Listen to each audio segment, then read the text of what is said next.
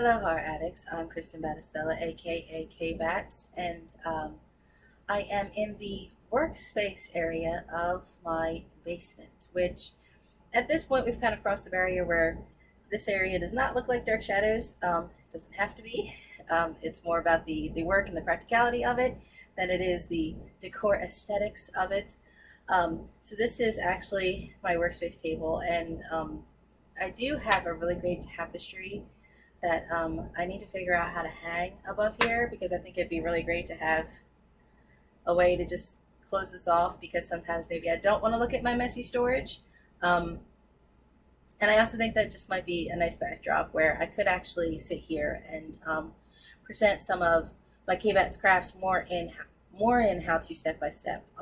Upstairs in my previous craft room, I really didn't have a way to film what I was doing in progress. And that's something that I also have to get better at as well, because I'm so used to writing articles about what I'm doing after the fact instead of actually trying to film in progress like some really fancy YouTubers today. That's not really my style, so that's a little bit of growth for me, being able to share in progress as I'm going instead of writing after. But I am a writer first and foremost, which is why I love having clear kind of space where I still use, paper. But this is kind of funny. This is the orange chair, and this is actually my little fake little television. On my real television, I can actually see way over there is actually in the exercise room, as I said. But I actually do have my computer monitor. This is, I call it a shadow box. It's one of those cube kind of storage boxes that have 8 little cubbies in it, and I've just always had my books and organization inside the cubbies, or if I need to stop playing with the walls and need my space clear, I can just put things underneath. I feel like I could be violent playing with this hammer in a horror addicts video, so I am going to put that away. But I like being able to have the desk surface relatively clear.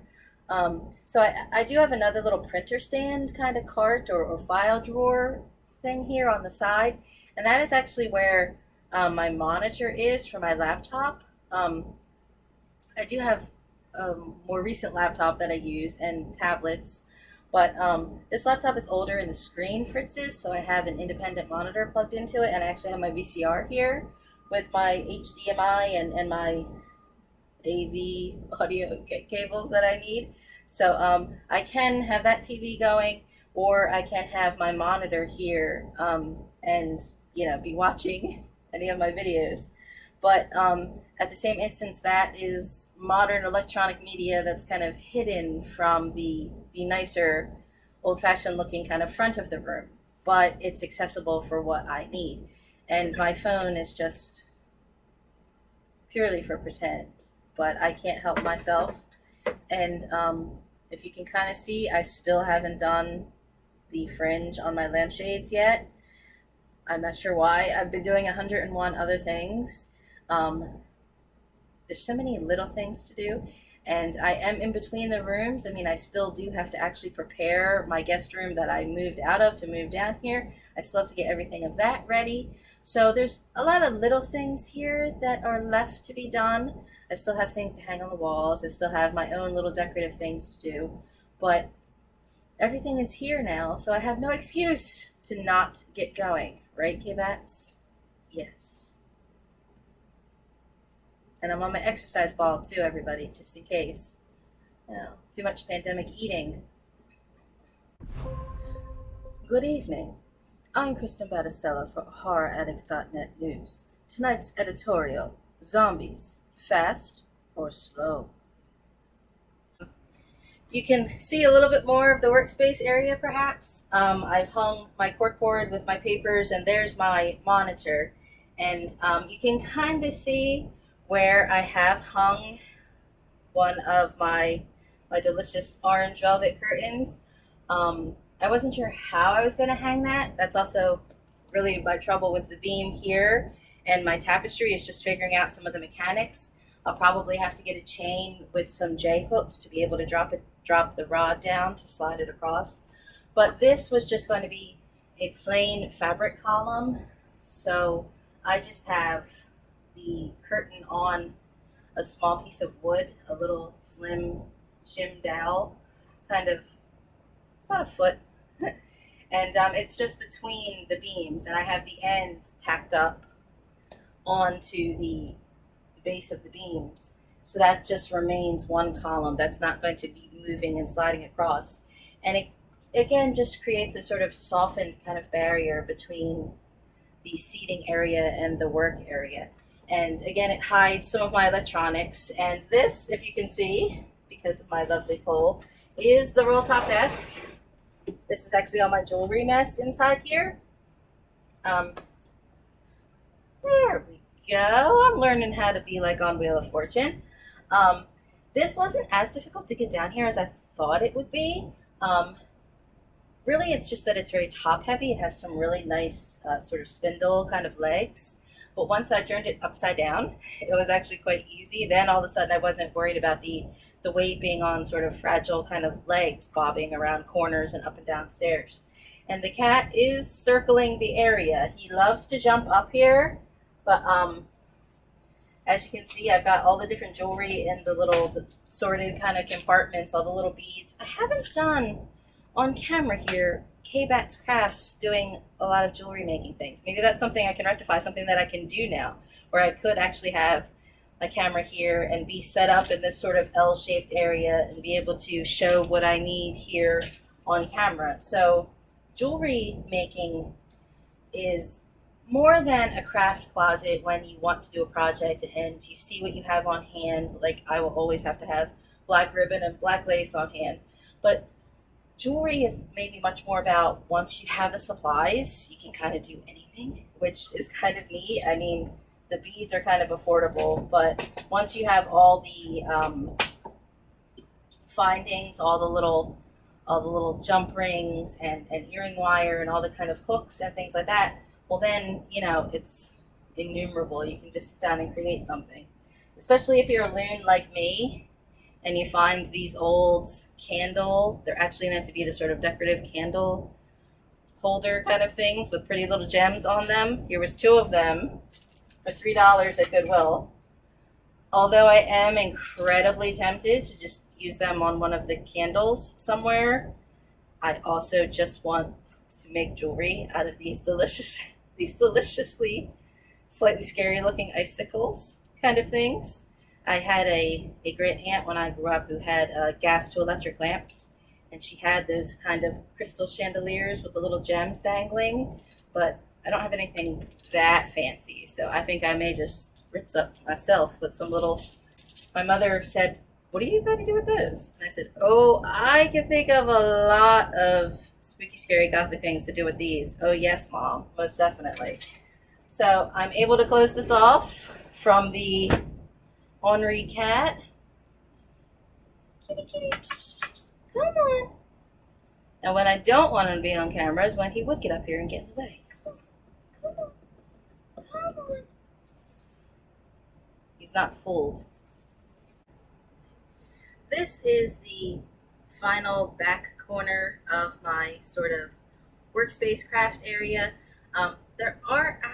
There's one duct up here that does not have any insulation around it, that occasionally, I think maybe because it's coming out of a crawl space area on this side, that occasionally there's a little bit of condensation that drips right here, so I will have to get the sort of foil insulation to take care of that.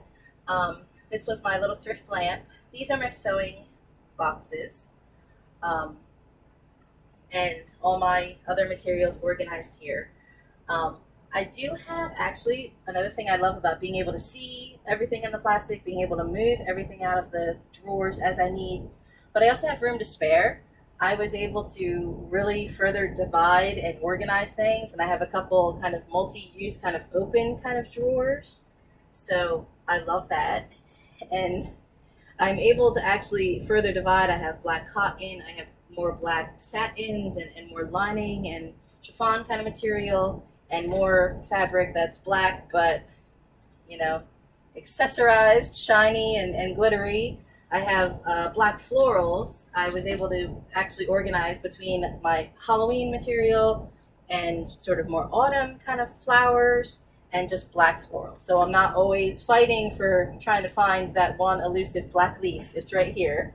And all my paints could be organized between paint brushes and larger paint supplies. So these were, if you may recall, my dark shadow sconces. They're meant to be ornaments that you could also fill with things. And of course, I turned these this way to look like those lovely old-fashioned bulbs. But these, I am thinking of maybe doing some kind of crystal ball motif. We shall see. I believe that's another request from our horror hostess, Marion Rich. She wanted to see how we could do some orbs and crystal balls. So that's another Kbatz craft that will come eventually at some point. I have more ideas than I can actually get to things, especially now because I can see everything. Here's my lovely dress form, which, did I proceed any further on my purple dress? No, I did not. My sewing machine, obviously, as you can see, is very old. I'll turn it to discuss it for anybody who does care about sewing machines. This is a very old Brother.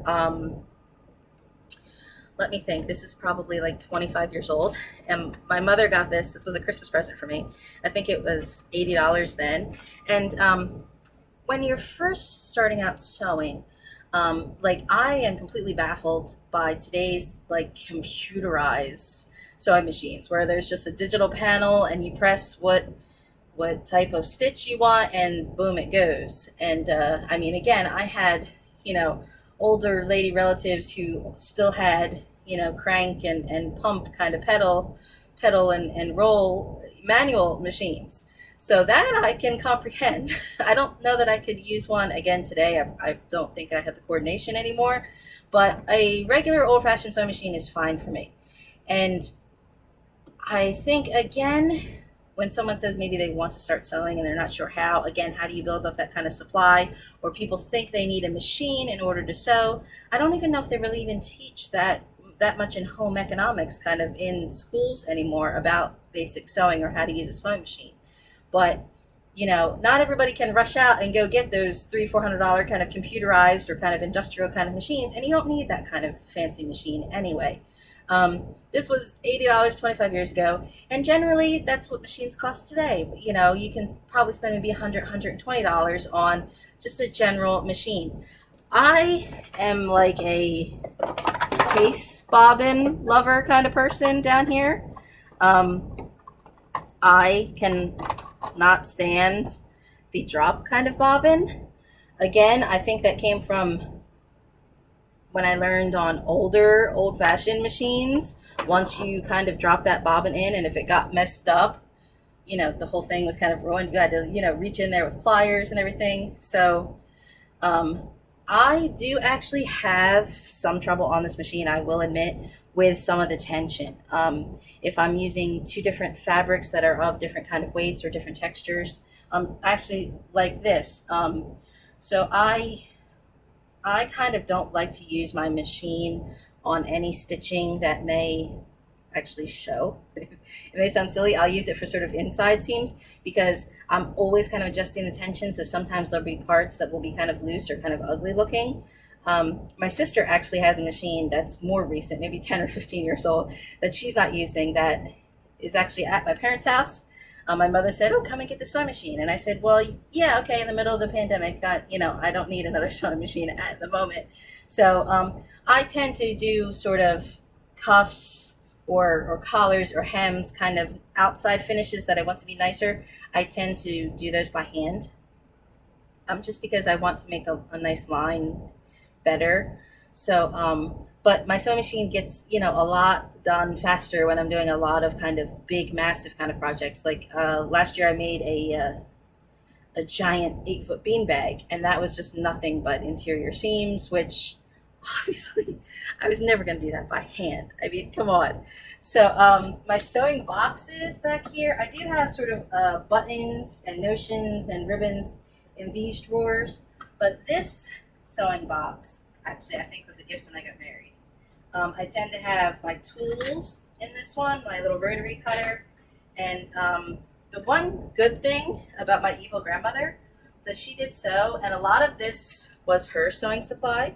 that I still am going through. So there's different grommet makers, and I've got my different sophisticated kind of shears are in here. So this is more my tool one, my tool sewing box. And this larger one is actually where I keep threads and other, my big spindle kind of threads are all in here. So for sewers who are interested in my sewing stash. And then as I am using my thread, there we go. Maybe I just don't lock them very much, just sit up there. This table was actually in my room as well, and it didn't quite fit there in the front. And I didn't really need so many tables in the seating area, but it is useful here, obviously. And I have a delicious roll of nice shiny orange fabric. It almost matches the pole. Oh boy.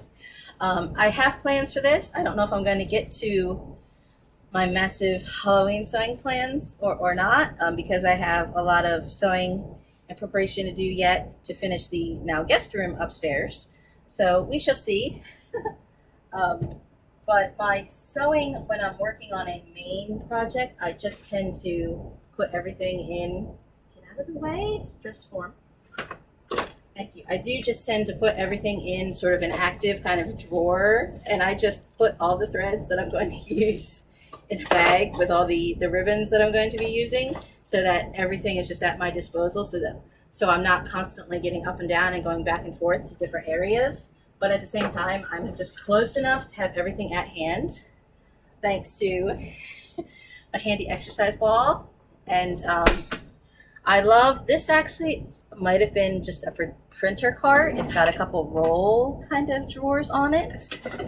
So there are times when I'm able to put, the machine here or fabric here. I have sort of expandable space. There's another side board kind of piece that comes up.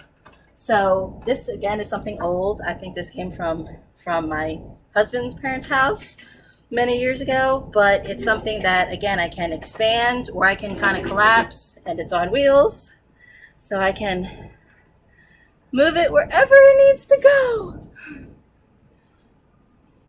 As you can see, I did hang a few things on the wall, although I haven't done my glam lampshades yet. They still need some fringe. These are lightweight things, so I wasn't worried about whatever beams may be here behind the wall. This hideous man with the golden helmet painting, as I mentioned before, was in my craft studio. You saw in my videos, and it was in my parents' house when I grew up, and I used to scare my sister with it and tell her he was staring at her, that he was coming to get her, and because I was that kind of child, let's be honest. It's an ugly painting. My mother said, "Why on earth do you want that hideous thing?" But it comes from way back in the day. People discovered it. They thought it was a Rembrandt. And just because people thought it was a Rembrandt, everybody wanted it, even though it was ugly. And there were all kinds of prints made. And then it turns out it's not a Rembrandt. And people were stuck with this ugly painting. These sconces were also in my parents' house. They were in my room. I actually have a third one of these up in the guest room now.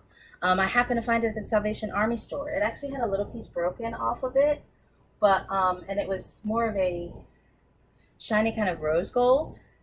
And I just did some rub-on kind of black paint to make it sort of this kind of color. But because it was a third oddball kind of one, it didn't really fit down here. So now it's just one nice sconce in my former studio, now guest room. These were my lovely dark shadow sconces. And I have a different idea to hang these on the other side of this room. As you can see, these were wrapping paper rolls. You can find my article about how I did these at horroraddicts.net. And these were $20 little sconce shelves. It was a set of 4.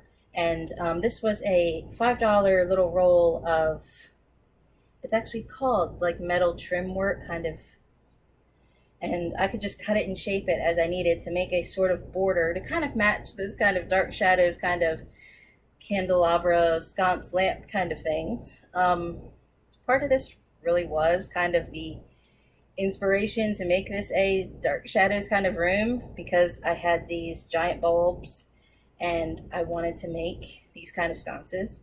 Obviously, you could get really labor intensive, and you could really have today your little LED or diodes and run your little wire to kind of a main kind of little Arduino kind of breadboard kind of thing, and really get elaborate and actually make these be full on electric lights. That's a little more beyond me. That's actually more my husband's area. But I love these as just kind of decorative, and they were initially taller, and then when I added the bulbs they got even taller, and I realized that it was just too out of scale, that they had to be cut down. But these are going to be kind of when you first come down the stairs, so they just really make a kind of wow, kind of dark shadows kind of statement.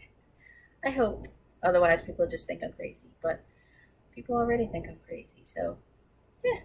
Oh well.